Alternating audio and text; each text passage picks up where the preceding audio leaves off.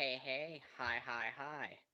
Welcome to I Know, a solo Beatles podcast where I talk about the four careers of the solo Beatles. We hope you are not the only people here, and we thank you and give you very much gratitude for being here. So, I would like to welcome my special guest, Ken Michaels, who has been running every little thing and being has been a radio broadcaster for almost 40 years. This is actually his 39th anniversary this week. That's He is right. host of Things We Said Today, which is one of the best Beatles podcasts out there, and one of the best solo Beatles podcasts out there, Talk More Talk. How are you doing Thank you. today? I'm doing fine. Thank you for having me on, Hudson. Oh, no problem. What did you think of Zoom In? Well, I love everything that I'm hearing, but true confession, I just have the MP3s right now. I've been waiting for my CDs to come in um, from the record company. So I just know the music. I don't know all the musicians on every single track, but I know the songs really well. I've listened to those 5 songs many times over in the past day, and it's really strong overall. I would I mean, agree. I think that there's a certain confidence I think that Ringo has built up over the years. He's very comfortable with himself. All the songs that he writes these days or records, for the most part, have a very positive message, and I think that's really important to him. And he's not as much concerned about writing at the moment because of the 5 songs on here, he's only co-written one of them. But I love all the songs on there. I think they're all fairly strong. Um, Probably the one I like the least is the reggae tune, which is the one that Ringo co-wrote, but I still love it. I would You agree know, with that. "Teach Me to Tango" is an excellent song, and it's a good thing hooking up with Sam Hollander, which he was on the last album Yeah. with "What's Your Name." Um, he very cleverly with all of his albums, especially since the Mark Hudson days, he'll co-write with a lot of people, and usually those people will contribute 1 or 2 songs as a writer. And it's the same thing right now with Sam Hollander, and I think that's been a good addition to uh, to Ringo's music. Um, you can't judge this as you want an album because it's half an album. So, but I'm really pleased with it. I You know, the song with that was written by Steve Lukather and Joseph Williams from Toto, "Not Enough Love in the World." That's probably the catchiest tune of the 5. If we were living at a time when Top 40 Radio was playing Ringo Starr, of those 5 songs, I would probably pick that one the most as a single. But all the songs are really strong I for the would most part. agree with you Yeah. about that being a single. I think that would have been a perfect choice to be a Mm. pretty big, decent hit for Ringo if it was the 70s or the. And was it Teach Me to Tango? I was afraid it was going to be a tango all night, which is not a song I am a fan of from, I Oh, believe, okay. Ringo the Fourth. How come you don't like Tango All Night? It's just never been a favorite of mine. I don't know why. Okay. Hey, listen, at your age, I'm surprised you know all this stuff because you're dealing with a catalog that Beatles and solo, it's over 100 albums. Yeah. So, do you know all the solo music thoroughly? Some of the Mark Hudson stuff I'm not. I've only heard like the albums once or twice, but Vertical Man is a top three Ringo album for me. That's a great one. And I You know, really love the song "I'm Never Without You," which I think is in his top 10 for his solo career easily. okay. Well, But I've often said that the three, well, the first three albums with Mark Hudson as co-producer and working with the Roundheads, Vertical Man, Ringo Rama, and Choose Love are 3 of his best albums of all time, along with the Ringo album and Time Takes Time. And after that, you had Liverpool 8, which started with Mark Hudson, and then Dave Stewart took over as producer. So it's a part Mark Hudson album, and you got the Christmas album too. But those 3 albums with Mark Hudson and the Roundheads are killer albums, song per song, really, very solid, consistently strong. So Yeah. I was wondering if maybe you were named after Mark Hudson. I was not. No? No. Mark will not be happy about that then. Yeah. Okay. Mark seems like a cool guy. He is. I've interviewed him a couple of times and he's got great stories to tell. He's invaluable with, the experiences that he's had with Ringo. And of course, on the Ringo albums, he's worked with George and with Paul. Yeah. And he did meet John in the 70s. Oh, So wow. there's a lot of stories that he has to tell. And beyond that, he's a great songwriter and musician and producer. You know, he started out, I believe, as a drummer. Yeah. So that's one thing I've never talked to him about really is from the perspective of a drummer, what it Yes. is about Ringo that he really admires, you know? And I forgot to mention your new YouTube page, which is really fantastic. When Oh, I was thank you. going through your other things, I think it's going to really grow in stature when time goes on. I hope so. I like to mix it up between really serious interviews and the lighter ones, which, like you're familiar with my number nine dream Yeah. concept. So I felt like with other people, like the Two Legs guys coming up with Rank the Tracks, something apart from everything else that they do, to do something lighter. And it's just, I always wanted to use the title Number Nine Dream for something. And I think it's a great idea because for anyone that's not familiar with it, I asked my guest to pick a particular Beatle. And then I have three different categories about that Beatle where I asked them to name their top three in each category. So, like in the case of uh, Jeff Slate, who was my first guest who participated in that, he had to name his three favorite George Harrison Beatles songs, his three favorite George Harrison solo songs, and three favorite George Harrison solo albums. So it doesn't have to always be those categories. I can pick anything I want. Top three John Lennon vocals of all time, whatever I feel like. And it makes people think. And it's a lot of fun. And you hear different opinions from different people. So I'll keep doing more of that, but mixing that with more of the serious stuff, one on one interviews of people. Yeah. I started the interview with Dylan this morning, and that was really great. He's really something. Yeah. He has incredible knowledge of the solo music and his opinions are really, I love hearing the way he thinks, whether I agree with him or not, it doesn't matter. I like hearing different opinions. And especially if it's coming from people who are a different age from me, because Dylan is almost 30 now and I'm several decades older than him. And, I like hearing from older people than Yeah. myself, the few that are left. And so you get different opinions from different age groups, and it's all valid. I love to hear what young people have to say about the Beatles, whether they're just discovering them now, how they feel about their music. Do they like their early stuff? Do they like their later stuff? Do they like the solo music? Is there one Beatle that they lean towards? All that stuff. I find all that fascinating, and I want to know why each person feels that way. So, yeah.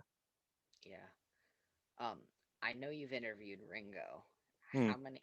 When was your first Ringo interview? August 28th, 1992. Oh, wow. And that was during his second All Star Band tour, Oh, and that wow. was in New Jersey. And actually, during those days, well, for most of his All Star Band tours up until fairly recently, in the middle of the show, he would let individual performers have solo numbers, and he would go off stage. So while that happened, I interviewed him for like Oh, five wow. minutes, 5 to 10 minutes, and he was wonderful. The thing is, I really want to talk to Ringo about his songwriting. It's something that he doesn't really talk about in depth. You know that he's credited for co-writing so many songs, and now after Mark Hudson, with so many different people from Dave Stewart to Van Dyke Parks to Richard Marx to Gary Burr, Gary Nicholson, you name it. And each one of them, the songs are different for that reason. I think the other songwriter plays probably a bigger part, maybe. Um, But I want to know, in the case of all those songs, how much does Ringo write? Is there any kind of formula at all? Does he just write the words? Does he come up with the melody and the other person writes the lyrics? He's never really talked in depth about that. So I'd love to know more about that. I would too, because, we kind of got that from John Paul and George, but not much Ringo. Because Ringo's blossomed into a pretty good songwriter, I think. You sounded more like me, Hudson. It sounds like a lot of the things that I've been saying, but yeah, um, certainly in the '70s, he was writing a lot with Vinnie Poncia, and I Yeah, loved the songs that he wrote with Vinnie. And then there were the few with George Harrison, and then a few songs with Joe Walsh on Old Wave. And once he started working with Mark Hudson, almost every single song on his albums have been a co-write. Granted, a lot of the stuff with the Roundheads could be three, four, or five songwriters on the same song, but Ringo had input on all of right. them. And I have talked to Mark Hudson about the songwriting, and he says Ringo's really brilliant and he has a lot of great ideas, and there's no set formula as to how he writes. But yeah, I'd love to know more about that because so much of this material really is really strong. Um, I love all the albums since Mark Hudson. I don't think they're as strong as, but then at the same time, there's a huge difference between the Mark Hudson period and the post Mark Hudson period because so much of what he did with Mark was very Beatley. Yeah, And I think Mark wanted to bring that out more. And there's nothing wrong with that. And I know that Ringo's proud of it, but I don't think that he wants it to all be like that and everything being formulaic. And that's why the album since Mark Hudson, there's so much more, I feel, variety in the music and so many different styles. And, very little that I would say is Beatley yeah, after Mark Hudson. So, nothing wrong with having a Beatlesque sound. After all, he was one of them. yeah. But, there comes a time when you can't solely rely on that. I And agree. I think he's branched out quite a lot since then. Whether or not the songs that he's co-written with all these other people are as strong as the songs he wrote with Mark and the Roundheads, that's up to each fan to decide that. But I'm very impressed with the fact that, it was kind of late in his career, but he still did it, the songwriting. He could have just continued putting out albums and just covering other people's material, having other artists submit stuff to him, and writing one or two songs on an album. But I like to point out Ringo the Fourth was a very significant album because he co-wrote 6 of the 10 songs on that album. So, and I like most of them, maybe not Out in the Streets, but Gave It All Up is one of my favorite songs of Ringo's solo career. So, yeah, but it's been different with all the different people that he's written with. And it doesn't matter how long as you get there as a songwriter, as long as you get there. And that's an aspect of Ringo's career that I wish people would talk more about. I'm very happy when they're giving him more credit now as a drummer, but you should take a look at the stuff that he's been writing. Yeah. Ringo the Fourth is got some good songs on it.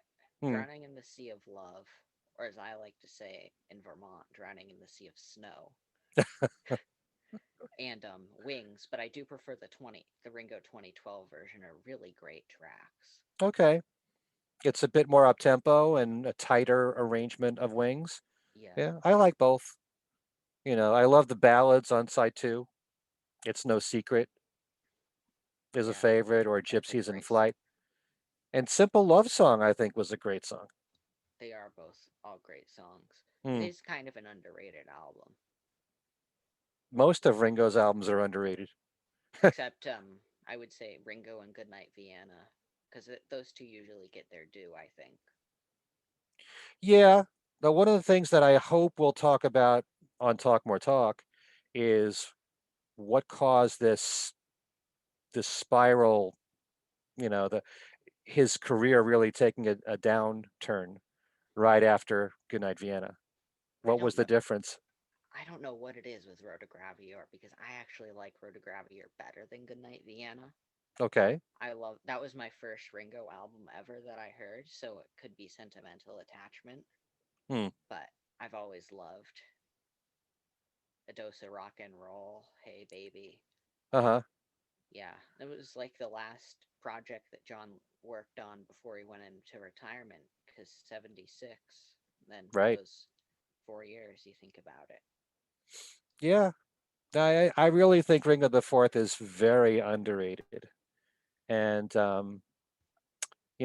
hey, I'm not. You were just talking about Rotogravure, but I love a dose of rock and roll. Hey Baby is okay. I mean, I love the song. Don't get me wrong. It's Yeah, just that I'm not this big a fan of Ringo being part of the crowd and singing along instead of having lead vocals where his vocals stand out. And in the yeah, chorus, it's like, hey, we're at a party, we're all yeah, singing along. I know. I'd rather hear Ringo sing with some background singers in the background. I don't really like that approach, you know. And now we have Here's to the Nights, Here's to which the is, a Nights. lot of people in the chorus singing along with them. So, Yeah, but you that do was, hear Ringo more in the mix there. yeah. Here's to the Nights, I think, was one of his best songs ever in the last recent years, I think. Hmm. Do you like that song more than the other four songs on the EP? I think so. Hmm. Zoom in, zoom out, I wasn't super wild about. Zoom in, zoom out, and the reggae flavored track. What's the name of it? It's from It'll Come to Me. Yeah, Waiting for the Tide to Turn. yeah, waiting for the tide to turn. Those are the two lesser tracks, but the other three are perfect, I think. Hmm. But it's like ranking Cloud Nine or Tug of War. There is no bad songs on it, I thought. Yeah, I'm pleased. I'm wondering why. I know he said last year or a couple of years ago he just wants to do EPs now. I Yeah, mean, if he's putting out another EP in October, like he just said, that's the equivalent to putting out an album anyway. yeah, But maybe for business reasons, it's kind of smart because he gets attention twice as each one comes out. It keeps yeah, his name out there. So I love hearing all of his new stuff. It's also very frustrating when you grow to love a lot of this material, and most of it he doesn't do live. So you probably heard me say on things we said today, or talk more talk, how frustrating it is to have a song called "We're on the Road Again," and it's a great rock song, and Steve Lukather wrote it or co-wrote it. Steve Lukather is in the band with him. They're on the road. Why don't you do the song? I know. It's such a natural. It's like you couldn't write it any better than that. And, you know, he chooses to do very few of his new songs. Yeah, So, kind of. I feel like that. I've I've never seen any Beatle in person yet. any I've what? any Beatle in person live Okay. yet. But it's the same what I've heard for Paul that he plays mostly Beatles and like the 70s hits and just his new stuff. There's no stuff from like Flaming Pie, Tug of War, Flowers in the Dirt, Off the Ground. Do you know how much I would love to see him play Looking for Changes live? Hmm.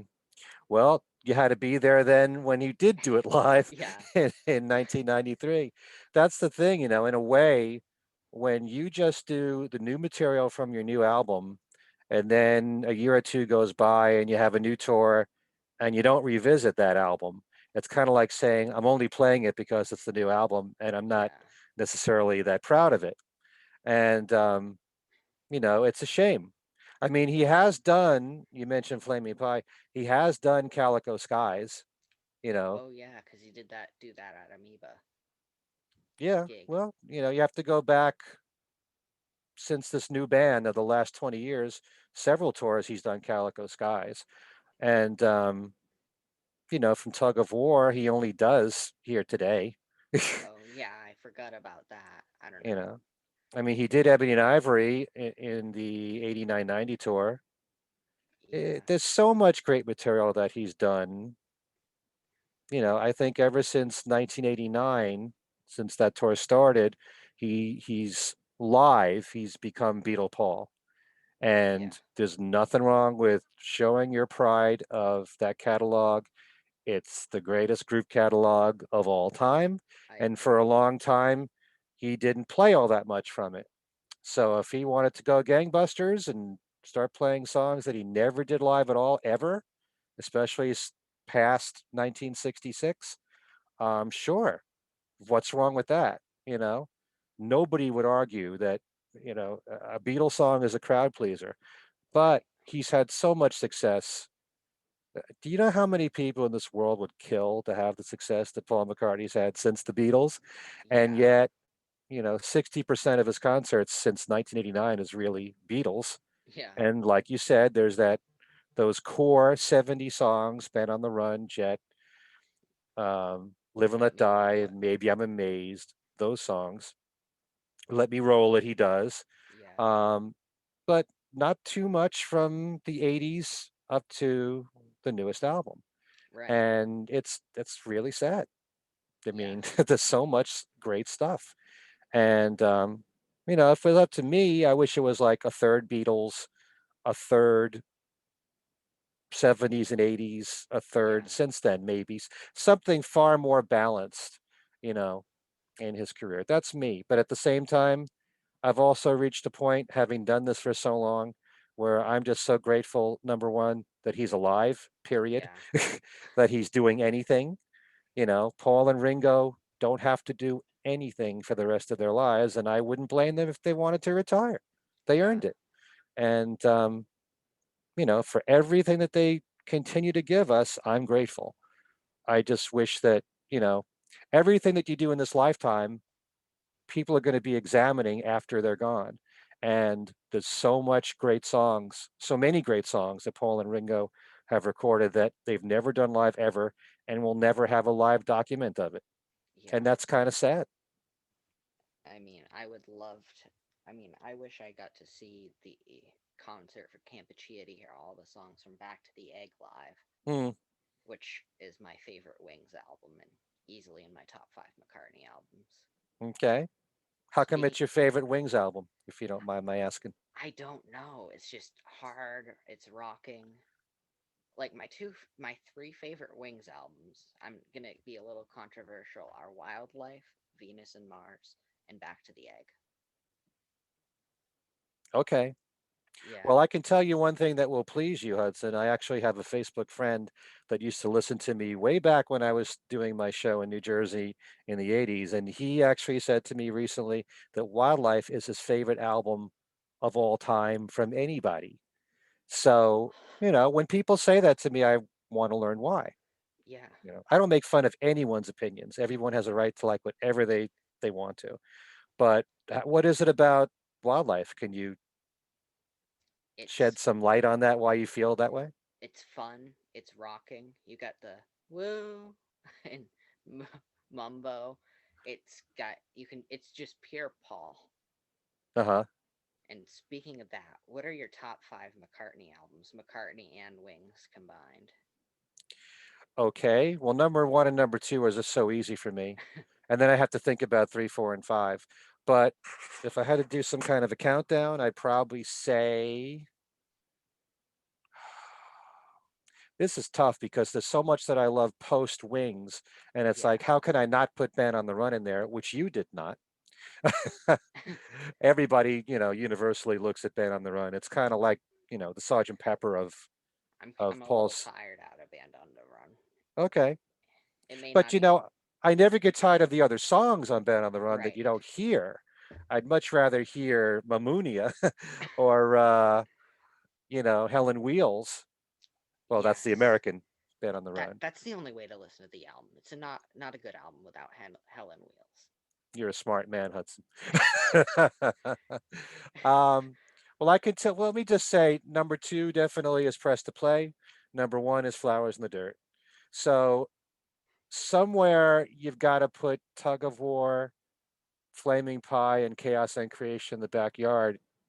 It's and then you've also got to put something from the '70s in there, like Band on the Run and Ram, Yeah. and maybe Venus and Mars for me.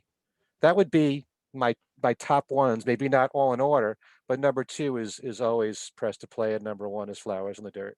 That's interesting because not a lot of people have those high, and I am the one person in the world, and do not leave the Zoom meeting for saying this. Flowers in the Dirt is my least favorite McCartney album, not Why? counting any covers albums. It is the one McCartney album that has just never connected with me. Have you ever wondered why?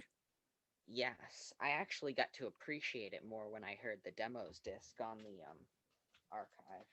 Okay, That's when I really started to like it. But I mean, I think that there are 5 or 6 classics on here. The rest just don't hold up for me. okay. Is it maybe the album is too produced or too polished? Maybe. There's a lot of people out there that like Paul, and you've probably heard me talk about this too. In the 70s, he produced everything himself, with the few exceptions of George Martin and Chris Thomas co-producing Back to the Egg. Yeah. And then when he started to go into the 80s, he had George Martin first for 3 albums. Then he started to turn to the hot producers of the time. Yeah. And I still believe that he wouldn't be working with them if he didn't like their work anyway. Right. Um, but some people just feel that he's for those albums he has tried to sound contemporary. He Right. cares too much about having a hit record. That's far more important than being more natural as he was when he produced himself. And his stuff that he put out in the 70s, whether it's the first two albums or the Wings albums, were more pure McCartney, if for lack of a better Yeah. term, or organic, if you want to use that word. And there's something real special about listening to Paul when he's playing all the instruments himself, hearing the acoustic stuff from Paul. A lot of people feel that's just such a magical thing about him when he does his acoustic stuff, like Every Night and Heart of the Country and Yeah. those kind of songs.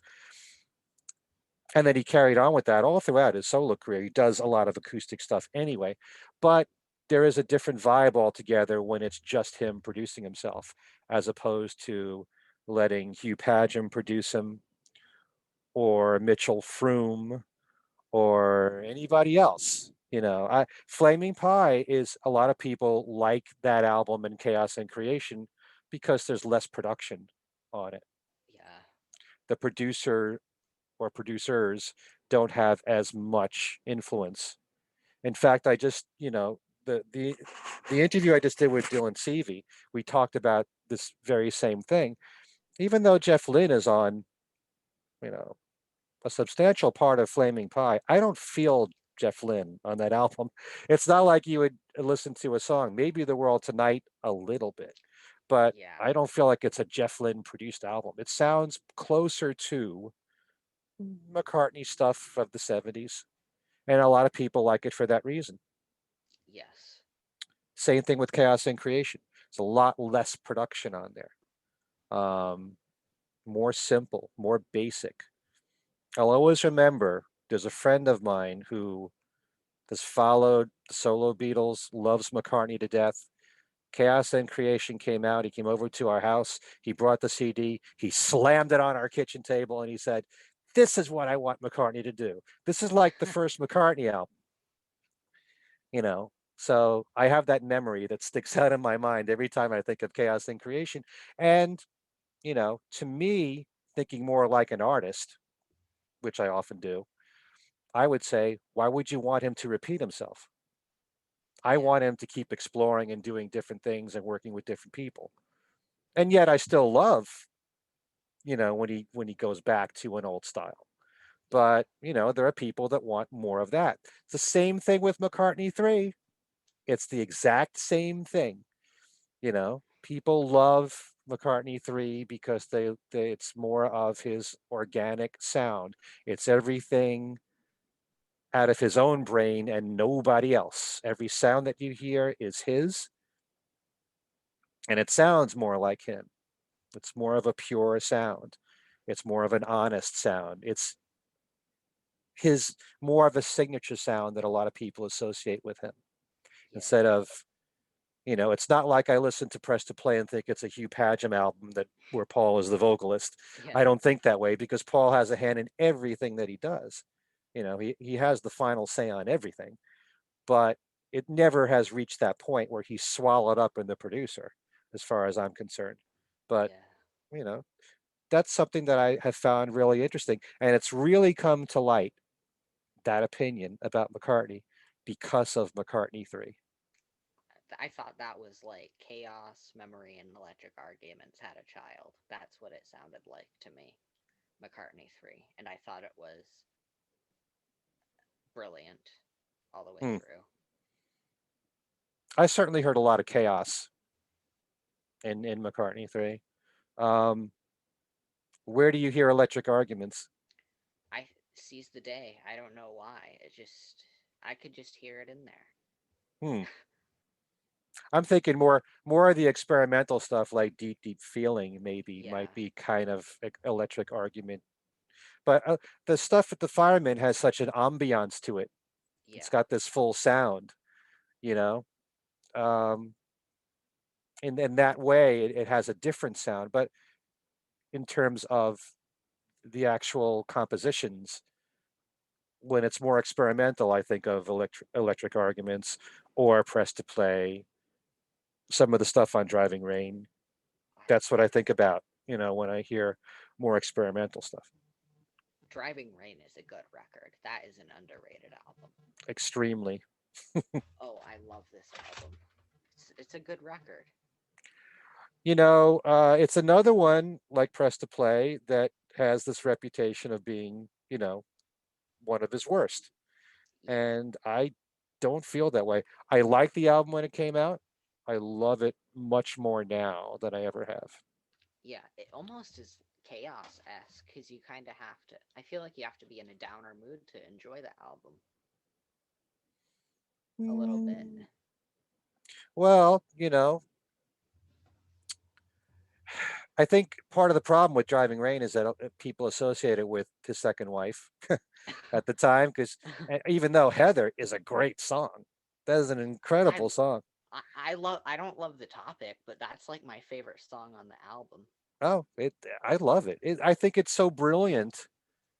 Yeah, It just like riding into Jaipur, most of it is instrumental and you got one verse.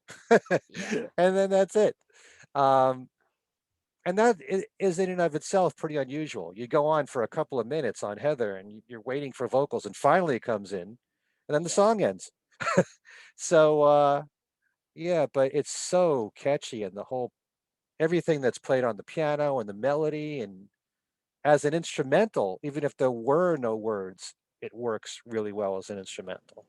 yeah, But I like most McCartney albums have a combination of more traditional stuff and more newer sounding and experimental stuff. So you've got more traditional, like Lonely Road is Stranglehold. that's a It, classic. yeah, Lonely Road is a great rock song, and it sounded great when he did it live when he toured with it. Um, and something like Your Love and Flame is more a traditional Paul ballad. I Do is also a Oh, traditional, that's a classic song. yeah. But then I love the experimental stuff, Yeah. especially Spinning on an Axis, Oh, which that's a good track. that's like, that's unlike anything else he's done to me. And he plays around a lot with his vocals, and I love when he does that. And it Yeah, sounds very spontaneous. Paul has this image, and he has for so long, of being this perfectionist and everything's got to be just right. But there are times when he'll go into the studio and he'll just do a vocal take and it won't be a perfect one and he lets it right. go.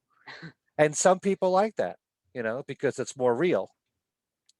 So, but I love Spinning on an Axis and I love Tiny Tiny Bubble. Oh, that's so catchy. Yeah. I mean, again, if Paul McCartney was played and and he was aimed towards a younger audience in radio, and we can all debate how important radio is these days, but Tiny Bubble in the 70s would have been a hit. It would have. Lonely Road would have been a hit. And there's no songs on here that are on Pure McCartney, interestingly. No songs from Driving Rain and Flowers in the Dirt. And there's only one Well, from Off the Ground. yeah, and that was ridiculous. I It, thought it it, was it was too. said at the time that there was nothing from Flowers because Flowers was about to come out as a box set. Yeah, So he didn't want to hurt the sales of that, I guess. But that's ridiculous. If it's a compilation, you should have something from every album. yeah. I mean, Lonely Road, that's like a great song to drive to. Yeah, that Helen Wheels is a great song. Obviously with the subject matter being what it is, but crank that up in your car and scream your head off singing that. I know. So now I'm going to ask you, what are your top three John albums?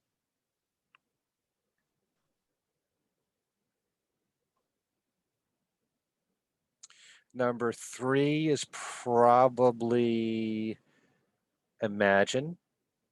Number two, well, no, take that back. Number three is Walls and Bridges. Number two is Imagine. Okay, And number one is Mind Games. good. This 2002 mix is so great. Uh huh. Have you heard it before? Oh, yeah, yeah. Um, when I first heard it, the only thing that I could hear that was different, well, everything is much clearer in the Yeah, mix, but you hear some keyboard in the song Mind Games that I didn't hear before. Um, Bring On the Lucy while you're hearing the slide part. There's another yeah, guitar that you hear in there that's kind of loud that comes underneath it all that I never heard before.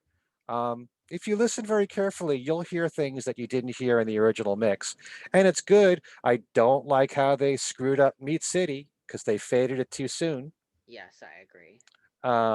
Just like they faded the No No song too soon on the Goodnight Vienna CD, and you didn't hear everything that was said in the ad libbing. But yeah, but it sounds really great. You know, Yeah, I know that a lot of people will probably disagree with me, and that's fine. But I I like hearing remixes. I like when everything is clearer, more defined.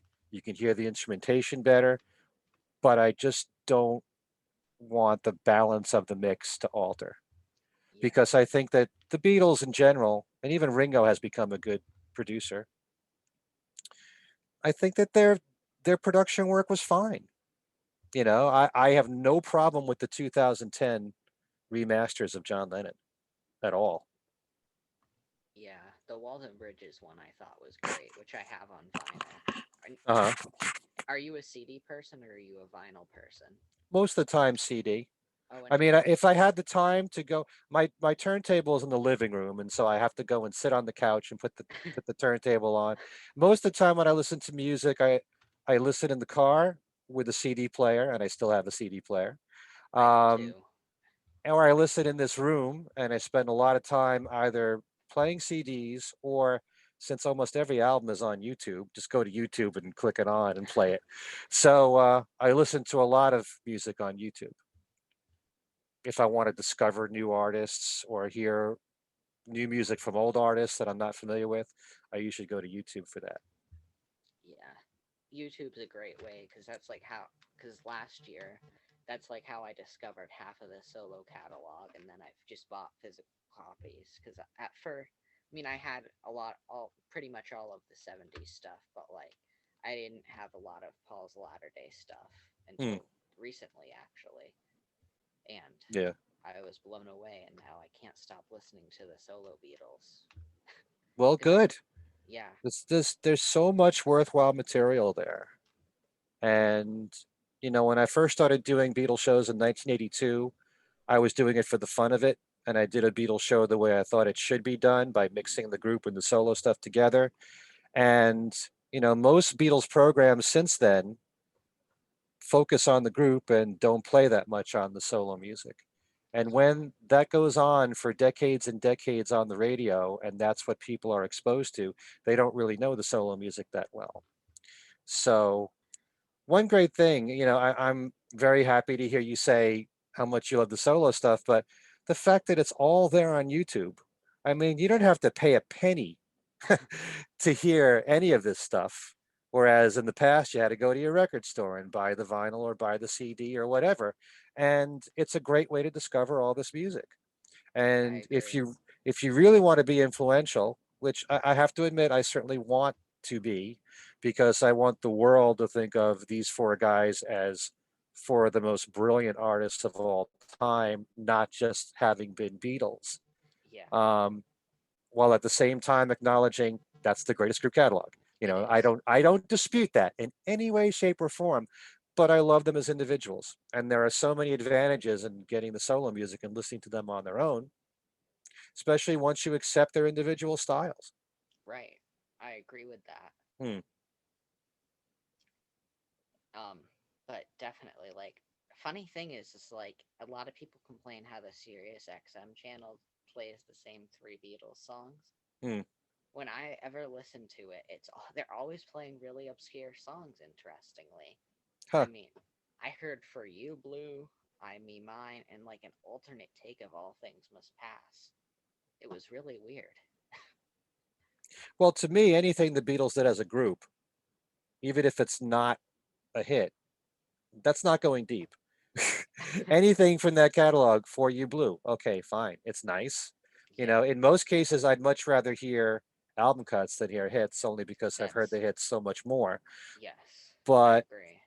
I really can't comment on the Sirius XM channel because I don't get Sirius XM. I used to be on XM radio for 6 years Oh wow. before they merged with Sirius. I was on two channels, and they had a channel called Fine Tuning, which was an all eclectic music channel. And the guy who ran it, Ben Smith, was a brilliant program director. He mixed classical music with rock and jazz and progressive rock, and in some way it all made sense. And I love that kind of programming. And then I was also, well, Every Little Thing was on that channel. Oh My show wow. was never even called Every Little Thing until it was on XM radio. It Oh was always wow. called the All Request Beatles Show because I was too lazy to come up with a good title. And, I didn't want to call my show Ticket to Ride or something else that would be too typical. And I didn't want to call it, Breakfast with the Beatles. There's too many of those shows out there. So I went through all the titles of Beatles songs and solo songs, and Every Little Thing was made perfect sense because that's what that show really is. Yeah. Because there was a book that came out in the 70s called All Together Now, which was probably my first Beatle book, but really influenced the way that I thought about the Beatles. Because in that book, you had the group music, you had the solo music up until the end of 1975. You had BBC recordings in there. You had songs the Beatles wrote for other people in there. You had Apple recording artists in there. And to me, that's all their catalog. It's I not agree. the Beatles as a group up to 1970. That's the cutoff point. That's it. Everything that all four of them have done or have been a part of is part of their resume. It's part of their history. Uh, and in so many ways, I look at the songs that they did when they were together as belonging to the songwriter. I agree. So Nowhere Man is a John Lennon song with the Beatles backing him up. Number Nine Dream is a John Lennon song with other musicians backing him up. But they both belong to John Lennon, even Yeah. though they're Beatle recordings and the Beatles added a lot to the song. So it's more a continuation of that. Yeah. And but I was also on the 60s channel on XM, and I used to have Beatles news breaks Oh every wow. single week. And I had something else just called Beatle Breaks, where I would talk about a specific Beatles song or album, and then I'd have a clip of one of the Beatles talking about it, and I'd score the whole thing, and then that would be a setup for the channel to lead into that song or something from that album. So it was cool. I was on two different channels this for about 6 years, Yeah. and then they merged together, and I lost both the work on both channels. And then a few years later, they started the All Beatles channel, and Yeah. I would love to be back on the air there, I know that they only want exclusive content there. Uh, So, something like things we said today, or talk more talk, or every little thing, it's all out there. yeah, Anybody, especially the podcasts, are so easy to find, and it's on demand anytime. You yeah. I mean, you are like, I think you could have a career just as like a Beatles newscaster. Like, it's so awesome hearing you like nail down every single piece of news. It's well, awesome. you don't get bored with it. No, because there's So even if I'm always. talking for half an hour of Beatle news, you don't does it get tiring after a while? I don't get tired hearing about the Beatles. I don't. Okay, good. I wonder, sometimes. There was one show we did on things we said today, and for some reason, because of our schedules, I didn't have time to put news in. Oh, really? One show, and then one person wrote in on YouTube, "What happened to the news?" Like, this person's devastated that I didn't put the news in. But Yeah, but you've also got a lot of people with their own YouTube channels now, and they usually talk about one thing, yeah, when it comes out, and then they focus on that, and that's a good thing too. But mine is, I like gathering as much news as possible. And one thing that's really good is that between both podcasts, it's now at a point where we alternate weeks. One week I do talk more talk, the next week it's things we said today. And because of that, the news can be different. Whereas yeah, when it was the same week, which it was for a while, the news is almost the same. So if you listen to both podcasts, you'll find similar news items, but now that it's alternate weeks, there's always going to be something new that you're going to hear in the next show, news wise. So, yeah, I'm glad. To me, one of the most important things in doing my shows through the years is is to present the Beatles as though there's still a lot going on. They're not there pure is. nostalgia. And when you consider that Paul and Ringo are as active as they are at the age that they are, which is so remarkable, you know, I was kidding around when this pandemic hit. I said, now would be a good time for McCartney 3. Before we ever heard a word about it, That I was said, me too. yeah, what's Paul going to do? He's locked up. The guy has so many ideas, he can't just sit still. So I was kidding around about it, and lo and behold, that's what happened. I said it on my show. I said McCartney 3, baby, and it happened. I Yeah. know. I mean, do you still brought so like how have you like kind of maintained busy during the pandemic?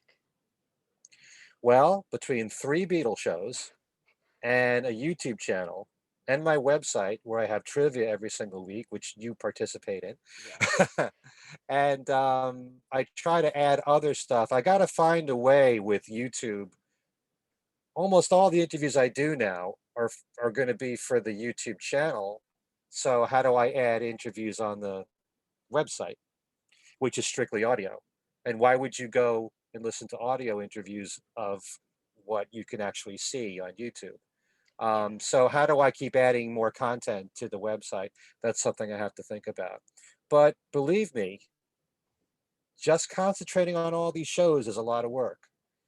Yeah. It really is. Nothing takes up more time than every little thing. Every little thing, you got to write a script, you got to time it, it's got to be within a certain time length. You have to make adjustments to it. Certain stations run Beatles trivia, which I offer as a bonus element if they want to. That takes time to write and produce. And that takes far more time than anything else that I do. And I have to say that it is so easy to just live and breathe Beatles when you're doing what I'm doing. And a lot of that is because there's so many Beatle books out there. And I try to interview authors. And while you're in the middle of one book, you get another book sent in the mail. And I there's know. never enough time to read everything that's out there. So I love reading the books, but I also would like to spend some time listening to other music and be with my family. But it's very easy to get swallowed up in all this beetle activity. So sometimes you would like a little more freedom. Yeah. Take for example with these box sets coming out I know. now, Plastic Ono Band's coming out with what 152 tracks, Yeah. and we're gonna have to review it. You Oh know how my. much time it takes to listen to everything? Are you going to make notes? Are you going to really? You can't A/B everything. You can't, just take a look at the new mix, compare it to the 2010 remix, and you know, everything takes time. Every single archival box set takes time. We're going to have an All Things Must Pass box set. I know. Every time McCartney puts out stuff, and almost every year he has put out an archival box set. And then, it's so much easier when it's just one album like McCartney 3, and that's all you have to focus on. But when you've got the box set and it's Flaming Pie and you've got demos and earlier versions, and what's the difference between the two of them? And there's some videos to watch. It all takes time. So it's very time consuming doing all this stuff, but I really treasure all the work that I do. Um, I'm very proud of being a part of all these shows. I never thought I would be this involved with the podcasts, but it's a lot of fun. And it's a lot of fun mainly because of the people that I'm working with doing it Yeah. and the co-hosts that I have, you I know. haven't met any of your other things we said today co-hosts, but everybody at Talk More Talk seems really wonderful. Oh yeah. I mean, Kit is the easiest person in the world to work with. I know. She's a total joy and she does all the work getting the shows out there on every platform. Yeah. All I basically do is show up and talk for the most part. That's the easiest thing, except when we're talking about a book that you have to read or a box set that you have to learn. That's very time consuming, doing the Yeah. research for that. Um, and then, like for example, we just did a show on things we said today with two of the authors of It's All in the Mind, which is part two of a series of books on the Yellow Submarine film. And I'm going to interview those same two authors on my YouTube channel. And I always try to, if I ever duplicate the same people, if I'm interviewing somebody for things we said today, and then I'm doing them privately, I want to make sure it's not the same questions. Yeah. You know, I agree. nothing wrong with having a few of the same questions, but you want there to, so I always make sure if I know I'm going to interview someone twice, I hold off on certain things that I bring Right. up. So that's all intentional. There's got to Yeah. be a reason for you to go to my YouTube channel to hear me talk to somebody that I've already spoken to in another podcast. So, Yeah. I mean, your interviews are just like, I mean, you know your stuff. You know exactly how to do it. I mean, you're the first person that I'm interviewing, so of oh, course I'm I did. honored. I didn't interview with Ethan. Kind of. We did an episode on Off the Ground, so that was kind of an interview. But this is like the first one, and thank you so much for doing this, Ken. Well, people like you and Ethan and Sam Wiles and, the younger generation someday when us older folk are no longer with us, uh, you're going to be you're going to be running this ship. So, I'm very proud to be here for your first interview. It matters a lot to me how you think, and you're gonna carry the torch So Ken, like the rest of us are. so what would you like to plug? Oh, my YouTube channel. I just interviewed Dylan Seavey. That was a really great interview. I got to tell you, this was the longest one so far that I've put up. It's 2 hours and 20 minutes, something like that. We could have easily have gone on for 5 hours, with his knowledge and just his opinions on things. And like I said, I'm not looking for people just to agree with me. I like hearing different opinions because everyone's opinion matters when you think It about it. does. And and he's a very open-minded guy, Dylan, and he likes a lot of different styles of music. I don't know enough about him, but just from this interview, I've learned a lot about him. And he's going to be teaching me, I hope, if I don't nag him too much, because he knows a lot of new music of today and artists of the last few decades. And I try to listen to some new music if I can. and I'm going to learn stuff from him. You can learn from younger people. You can learn from any age group, and opinions are fascinating to me. But the one thing I always like to stress is that whatever your opinions are, or whatever the public opinion seems to be right now about any of this stuff, the Beatles, the solo, nothing is permanent.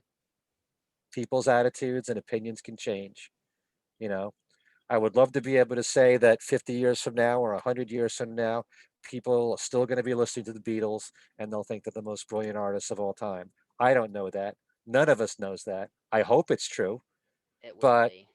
you don't know. You don't know how young people in the future are going to be looking back at all this music. You just don't know. You don't know what they'll think of the solo stuff. You know, um, take a look at. We always bring up Ram.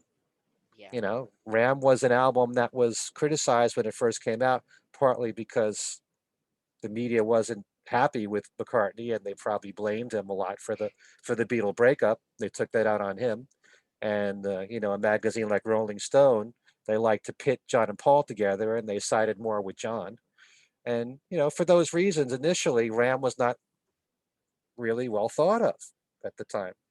All these years later, there are a lot of people that think it's the best album he's ever done. Right. And I'm How do you know 10 years from now people will be saying Press to Play is the best album he's ever? You just don't know. A lot depends upon what's going on in music then, how young people identify with all this music. Maybe something with an 80s sound, young people in the future will identify with more at that time. You don't know. None of us knows. All we're nobody doing is knows. nobody very good. McCartney 2 music. Um, Nobody has a crystal ball. We like to think that it's always going to be this way. And thank God that 50 years after the Beatle breakup, people are still discovering this music.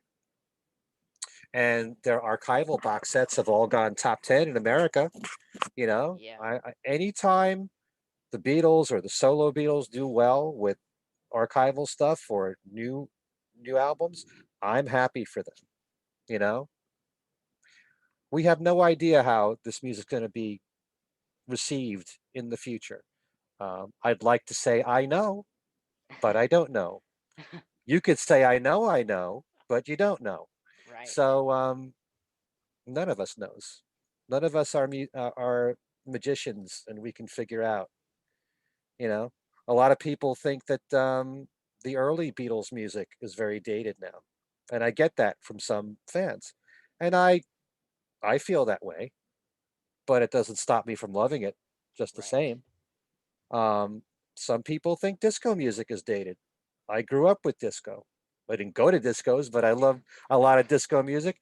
And to me, when I hear Staying Alive, it sounds like it could have come out yesterday. I don't think of it as being dated. I don't care about all that stuff. You know, in this world of podcasts and analyzing and sometimes over analyzing, you keep hearing all these phrases. This is held up, this hasn't held up, this has aged well, this hasn't aged well. I don't necessarily relate to all that stuff. If I liked something in the past, I still like it, you know? But it seems to matter to some people whether certain music sounds contemporary. I don't care whether it sounds contemporary or not. Some people think Sergeant Pepper is a very dated album of its time. I still love it. That ain't Yeah. gonna change. So that's just how I am. But we don't know what generations from now are going to be thinking about any of this stuff or any of the artists that we've grown up listening to. We just don't know. I agree. So, please go subscribe to Ken's YouTube channels It's and Ken Michaels Radio. I just have the one of my own, but there's a Talk More Talk channel, and there's a Things We Said Today channel. which I will all link in the description below. Shout Well, out thank to you. E.T. and Alexanian for the brand new I Know logo. And as I always say, if you don't know where you're going, any road will take you there.